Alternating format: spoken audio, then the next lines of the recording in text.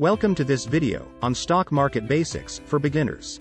In this video, we'll walk you through the basics of the stock market and give you the tools you need to start investing. Part 1. What are stocks? Stocks are essentially a share of ownership in a company.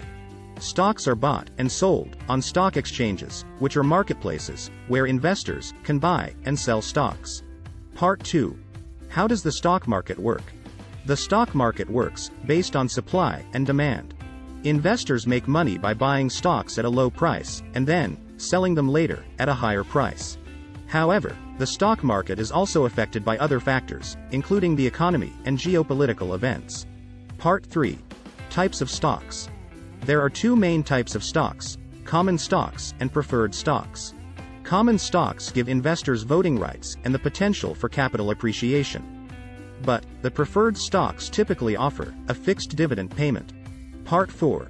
Key terms and concepts. You'll need to be familiar with terms like market capitalization, dividend yield, bull market, and bear market, which refer to whether the stock market is trending up or down. Finally, tips for beginners. Start small, diversify your portfolio, and invest for the long term. That's it for our video on stock market basics for beginners.